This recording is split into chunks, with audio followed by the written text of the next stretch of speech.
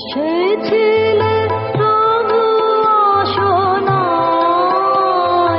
জানায় গেলে সম্মুখের পথ দিয়ে, পলাতকা ছায়া পেলে এসেছিলে। যখন গান টান শিখছি, সেখানে এই আস্তে আস্তে একটু একটু ফাংশনে গেছে প্রফেশনালি। এই ধরো অল্প কিছু অর্থের বিনিময়ে হয়তো গাইছি, বেশ একটা আনন্দ, ওই যেটুকুনি পেয়েছি ওটাতেই বেশ আনন্দ। এরকম করতে করতে তা সুচিত্রাদির কাছে আমি 75 থেকে আছি। তা যেদিন প্রথম আমাকে সুচিত্রাদি বলেন যে তুই আমার সঙ্গে বহরমপুর চল, ওখানে মানে বিরাট ফাংশন একটা আছে, তুই আমার আগে 1 ঘন্টা গাইবি। হ্যাঁ, আমি না ভাবতেই পারি না যে দিদির আগে আমি 1 ঘন্টা, তার আগে আমি অত বড় অনুষ্ঠান সত্যি কথাই করিনি। ছোটখাটো করছি, ব্যাংকে একটু করছি, ওখানে একটু করছি, যে রাখছে তার ওখানে যা হয়, প্রথম প্রথম যে রাখছে তার ওখানেই যাচ্ছে। তো যখন দিদি আমাকে ওটা বললেন, তখন আমি মানে বিশ্বাসই করতে পারছি না। সেটা মানে বেশ আগে, ধরো কত হবে, 86 হবে। এমনিতে আমার পল সায়েন্সে অনার্স ছিল, স্কটিশ চার্চ কলেজে, বাংলা থেকেই পাশ করেছি আমি। তারপরে আমি চান্সও পেলাম ক্যালকাটা ইউনিভার্সিটিতে। তা আমি দেখলাম যে তখন যে আমার গানটা ভীষণ ক্ষতি হবে, কারণ অনার্স নিয়ে পড়তে গিয়েই দেখেছি যে আমার গানের দিকে অতটা আমি মন দিতে পারতাম না, কারণ অনেক খাটতে হয়। তারপরে যখন যদি আমি এমএ পড়তে যাই, আমি চান্সও পেলাম পল সায়েন্সে, কিন্তু দেখলাম যে অনেকটা টাইম আমাকে তবে লেখাপড়ার দিকে দিতে হয়। আমি গানটা সেইভাবে, তখন না আমি প্রচন্ড ডান্স ড্রামা করতাম বিভিন্ন, তখন থেকে মমতা শঙ্কর বা সংযুক্তা পানিগ্রাহী, তারপরে বহু করেছি আমি, বহু শিল্পীর সঙ্গে, মঞ্জুশ্রী চাকি সরকার, এদের সঙ্গে আমি রেগুলার করতাম, রিহার্সাল থাকতো এরকম। তার টাইমটা আমি দেখলাম যে লেখাপড়ার দিকে আমি অতটা টাইম দিতে পারছি না, তাহলে আমার গানটা সেরকম ভাবে হবে না, হয়তো হবে না সেটা। তখন আমি মনস্থির করেই ফেললাম যে আমি রবীন্দ্র ভারতীতেই ঢুকবো। তো তখন ওই সময় আমি ওটাতেও ইন্টারভিউ দিয়েছিলাম এবং আমার 1 নম্বরে নাম ছিল।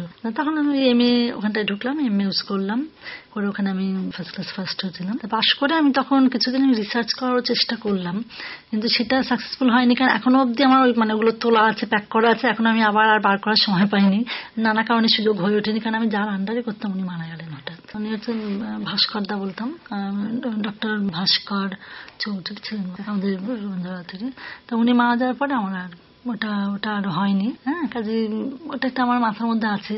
এখন এত বেশি সবকিছু সামলে আর খাতা বই নিয়ে যে বসে একটু ওইসব করবো, লেখাপড়ার কাজটা করার টাইমটা কমে গেছে। আমরা কমার্শিয়ালি কয়েকজন শিল্পী গাইছি, আরো অনেক আসা উচিত ছিল, কিন্তু সেটা কিন্তু আসেনি। হ্যাঁ, সেটা আমার মনে হয় যে প্রচার মাধ্যমগুলোকে আরো বেশি তৎপর হতে হবে, নিউজ পেপারের মাধ্যমে বা টিভি বা গভর্নমেন্ট যদি আমাদের কিছু আরো বেশি প্রোগ্রামের মাধ্যমে যদি এরকম সাহায্য করেন, তাহলে আরো বেশ কিছু শিল্পী কিন্তু তারা রেগুলার চান্স পায়, এবং রবীন্দ্রনাথের গানের জনপ্রিয়তাটা আরো অনেক বেড়ে যাবে। কিন্তু এতে প্রচারটা অনেক বেশি দরকার। কয়েকজন হয়তো গান মেলায়, এখন যেটা হয়েছে আমাদের, এটা একটা খুব ভালো প্রচেষ্টা সরকারের। গান মেলায় বেশ কিছু মেয়ে গাইছে যারা অন্য কোথাও কখনো গায়নি, কিন্তু তাদের গান শুনে অবাক হতে হয় যে এত ভালো গায়। হ্যাঁ, কিন্তু তারা তারপরে সারা বছর তাদের দেখতে পাচ্ছে না কোথাও, এখন তাদেরকে চান্স দেবে। ধরো আমি একজন কিন্তু ফাংশন পার্টি নিতে চাইছে না, চিনি না তো, আমাদেরকে নেবে না। সেই নেবার সময় তো সত্যি কথাই যারা জনপ্রিয় শিল্পী তাদের নেওয়া হচ্ছে, কিন্তু এরা কি করবে? এটা খুব চিন্তার বিষয়।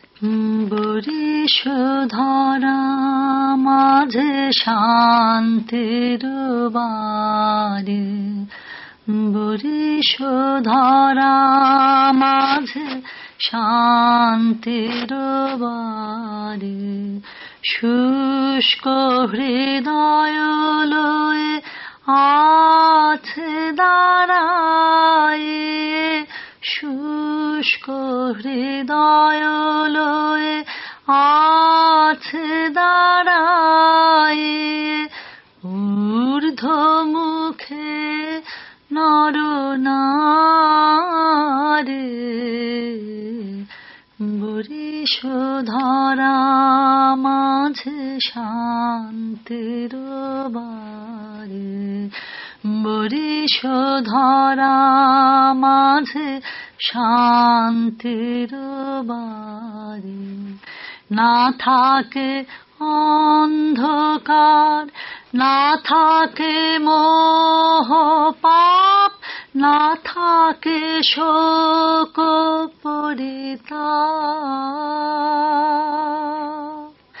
হৃদয় বিমল হোক, প্রাণ সবল হোক, হৃদয় বিমল হোক, প্রাণ সবল হোক, বিঘ্ন দাও অপসারে,